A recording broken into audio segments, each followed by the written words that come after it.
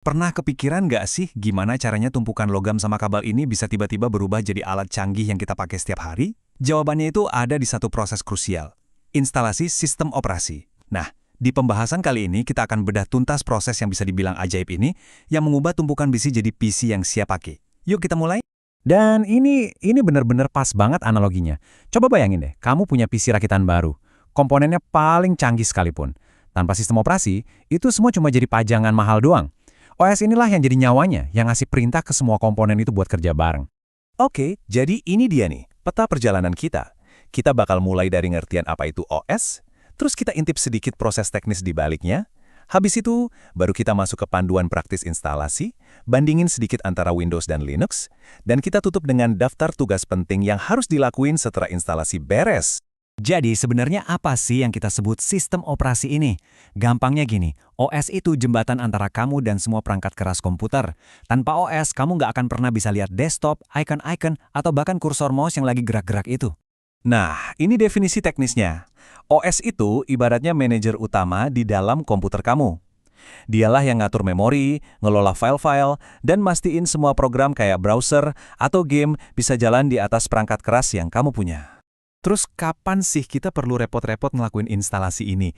Biasanya ada 3 alasan utama. Pertama, jelas pas kamu ngerakit PC baru dari nol. Kedua, dan ini yang paling sering kejadian, pas komputer kamu udah mulai sakit. Lemot banget, kena virus, pokoknya butuh disegerin lagi. Atau yang ketiga, pas kamu pengen nikmatin fitur-fitur baru dari versi Windows yang lebih canggih. Pas kamu lagi liatin bar instalasi yang jalan pelan-pelan itu, sebenarnya di belakang layar tuh banyak banget hal teknis yang terjadi loh. Ini bukan sekedar copy-paste file doang, tapi ini proses penyiapan fundamental. Coba kita lihat deh tugas intinya apa aja. Nah, prosesnya bisa kita pecah jadi 3 tugas inti. Pertama, OS bakal kenalan dulu sama semua perangkat keras kamu, prosesor, VGA, RAM, biar bisa kerja sama. Terus yang kedua, manajemen partisi. OS bakal bikin coupling di hard disk, misahin drive C buat sistem, sama drive D buat data-data pribadi kamu. Ini krusial banget. Dan terakhir, hak akses. Disinilah kamu bikin akun dan password yang bikin komputer itu jadi benar-benar punya kamu. Kalau tadi kedengarannya agak ribet, coba deh bayangin kayak gini. Ini tuh mirip banget pas kamu pertama kali nyalain HP baru. Kamu kan milih bahasa, nyambungin ke Wi-Fi, terus login ke akun kamu kan? Nah, instalasi OS itu pada dasarnya adalah versi PC dari proses yang sama. Oke, sekarang kita masuk ke bagian dagingnya nih, bagian yang paling ditunggu-tunggu, panduan praktisnya. Kita akan fokus ke cara melakukan clean install atau instalasi bersih karena ini cara terbaik buat dapetin performa yang maksimal. Sebelum kita ngapa-ngapain, persiapan itu kuncinya. Pertama, pastiin PC kamu speknya cukup.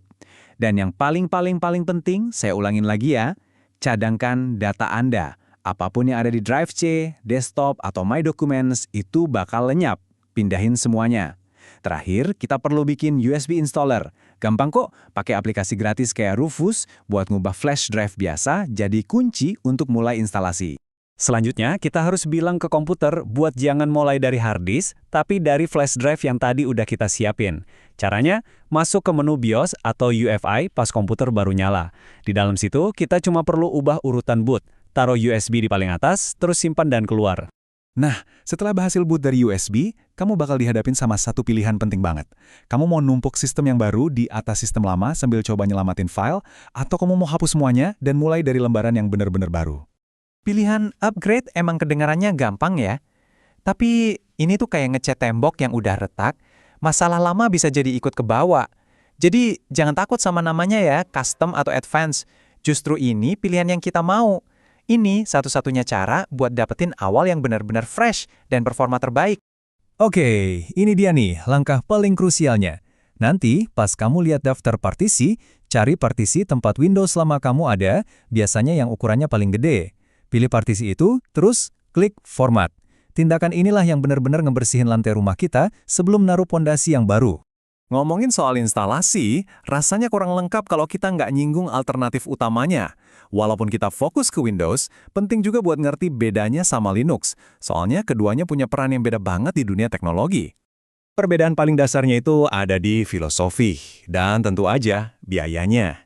Windows itu produk komersial, kamu bayar buat dapat lisensinya. Kalau Linux, ini hasil kolaborasi komunitas global, gratis, source code-nya terbuka, dan bisa diubah-ubah sama siapa aja. Ini ngaruh ke banyak hal loh.